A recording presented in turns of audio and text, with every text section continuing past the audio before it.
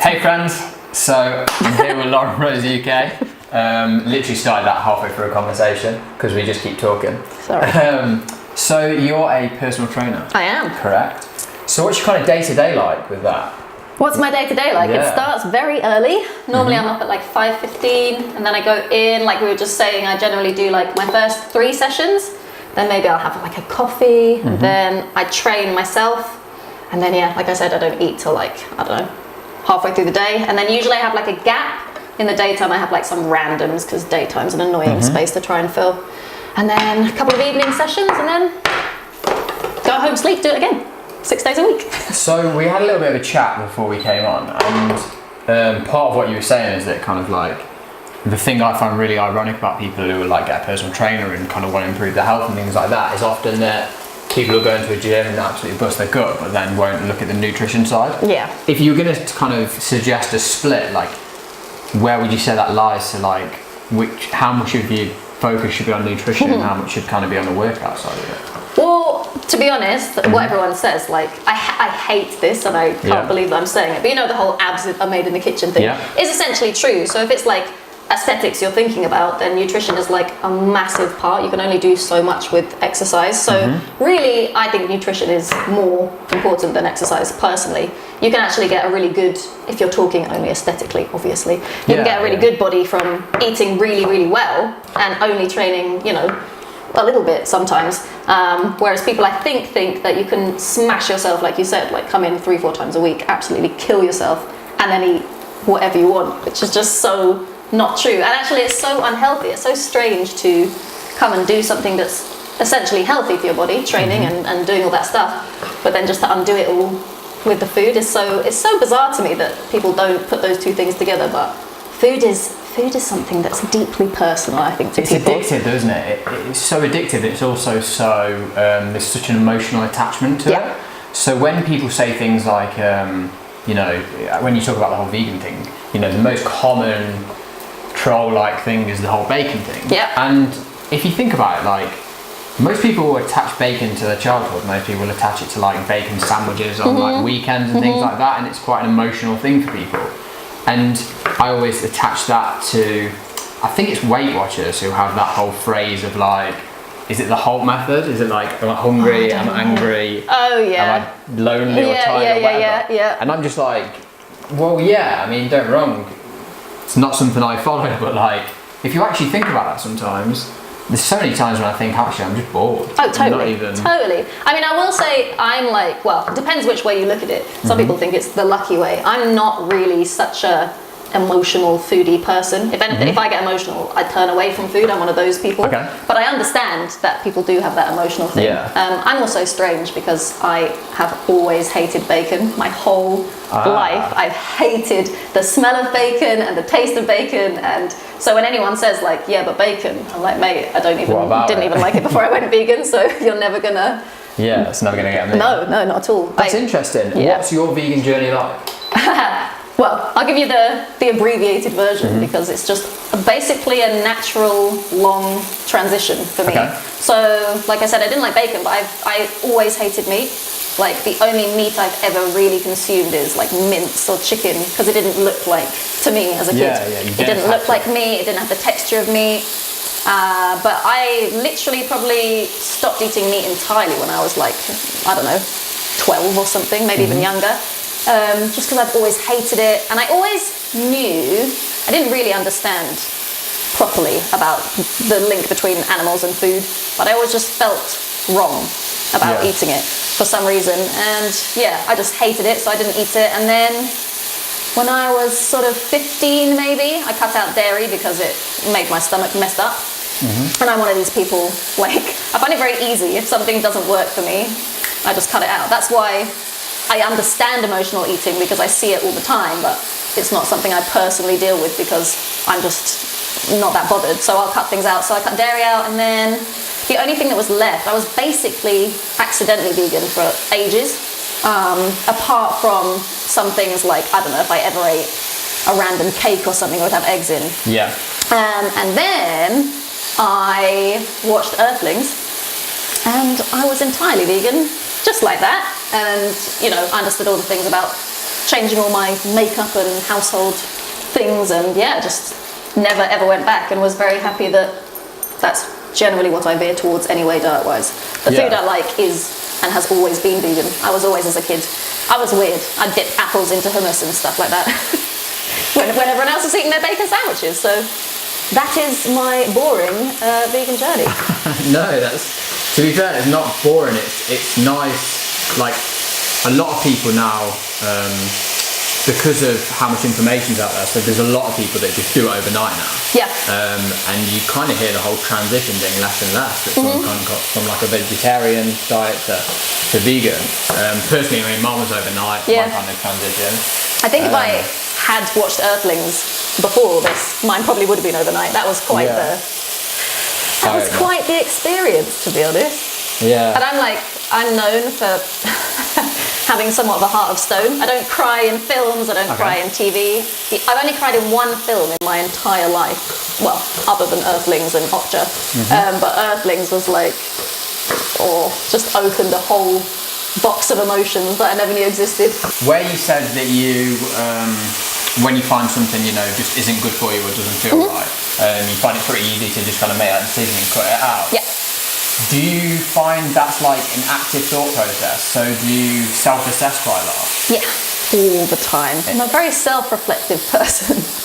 That's interesting, because I think that's kind of something that we're lacking a lot. Yeah, I think so. I mean, I've always listened to my body. I don't know why. I've always been quite in tune with my body. And then at a certain point, I had to get in tune with my mind, because when I was like 14 or something, I struggled like 14 to 20 or something. I struggled with like severely bad depression. Okay. And so I think I've always listened to my body, and I neglected my mind for a while. And then I had to not to neglect my mind and sort my mind out, and then everything nowadays, I'm a long way from being balanced. I feel like balance is a hard thing for everyone, but it is when you're someone who's very self-reflective, though. Yeah, exactly. Because you're very aware of how balanced you are at any one time. Well, and I'm like hypercritical of myself. So as much as I'm very aware and self-reflective and stuff, I also sometimes run that very fine line of being just too over the top. Like, I've cut out a lot of things in my life. Like, I went through that raw till 4 stage and that all these phases because of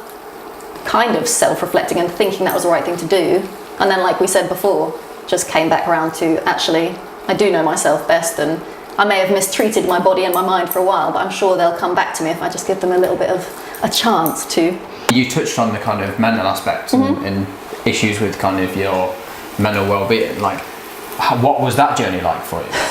Horrendous at the time, but actually looking back on it, as cliche as it is, good in my life. I just went through this complete phase of like depression and anxiety and a bit of agoraphobia. Like, I literally couldn't leave my house at some points, and it was quite bad. And funnily enough, I never really worked out why exactly. Why? It's probably a lot to do with the fact that I'm very self-reflective and self-critical, and those two things together can be a little bit dangerous sometimes. Yeah. But that journey was an interesting one. They put me on the doctors put me on some antidepressants at some point, and because I know my body and stuff, I was really uncomfortable with that.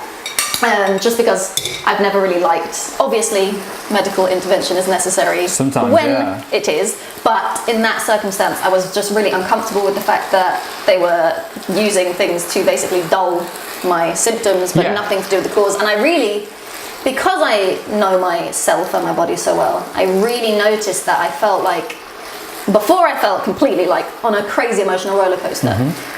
But on antidepressants, I felt like, I literally felt like I would sit there sometimes and think, okay, so I think I feel sad, but I don't actually know, I don't feel anything. I just feel numb. I feel like completely numb, and I really hated that, because as much as I didn't like being sad, at least sad is some kind of human emotion. But for me, antidepressants made me feel like a complete robot, and I just did not get on well with them at all. So I think I took them for like, I don't really remember, that is a cloudy time in my life. I think I probably took them for 6 months or something, and then I like weaned myself off them. And after that I had some counselling from a lot of different people, because what people don't tell you is the first counsellor you go to might be terrible for you and just might not work. 100%, a very personal thing. Yeah, totally. But then I found an amazing guy and he helped me, and I think obviously exercise and nutrition play a massive part, obviously. But I had to kind of reteach myself that, because I'm also a very obsessive person, and exercise to me was a total obsession in a bad way for a long time. Before I became a personal trainer, I used exercise, well, basically to do what the antidepressants were doing before. So I was numbing myself with exercise instead, which is better. It's a more healthy outlet, but if it's too much, then it's not. So yeah, I use exercise and my nutrition to keep my head kind of sane, I think, nowadays. It's the only thing I do now. Don't take anything, don't have counselling, don't do anything, and I'm a happy bunny. Yeah, it's such a, I just feel like when you do like interviews and things like this, and when you talk to people, it's so important to touch on that mind aspect, because so many people never talk about it.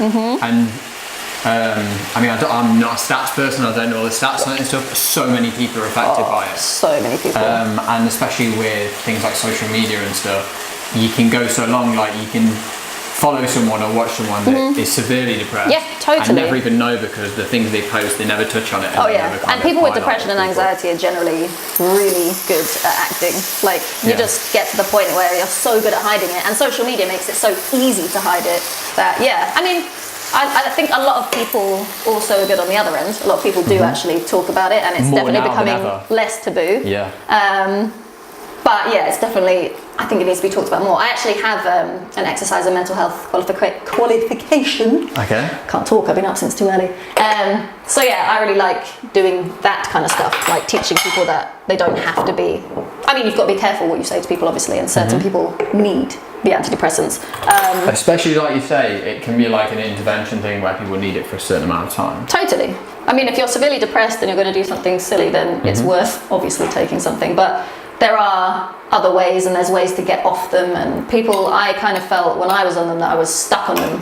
That's just how I felt. And then I realised, actually, there is another way. Once you get out of that really, really deep, dark place, there is ways that you can just do things with food and nutrition and just well, I was about to say meditation, because I can't say that because I never do it. I should, but my meditation is yoga and music and things like that. So there's many things you can do other than taking pills. Even taking that time when, you know, there's lots of different forms of meditation, even taking that time for yourself every day, even if it's just 10 minutes to sit down and do that kind of self-reflection and assessment of how do I actually feel today, because I don't think we really ever really ask ourselves that question. We kind of muddle through life and just keep going from one thing to another. Yeah, totally. We well, don't especially really in ask ourselves London. How to look after myself today. Dig in. Yay! I'm so excited.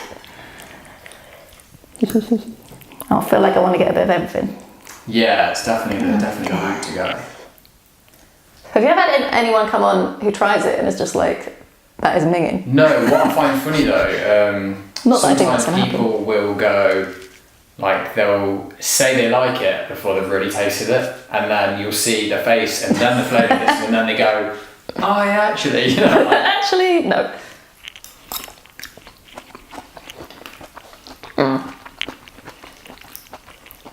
Oh, it's good. yeah? I mean, so simple, just chunky veg pasta. But I really like that. I actually really like caponata. That's what you said, right? Yeah, just getting the... My dad used to make that for me.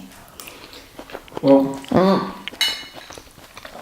obviously traditional caponata has like a red wine vinegar in it, so I haven't used that today. Lowers the acidity a little bit, but yeah, it's a nice chunky veg pasta. Gets a lot of vegetables in there. Reduces the amount of pasta with that kind of courgette. Nothing wrong with pasta. It's fine. But it's yeah, good though. It's nice. I like it. Yeah. Thank you.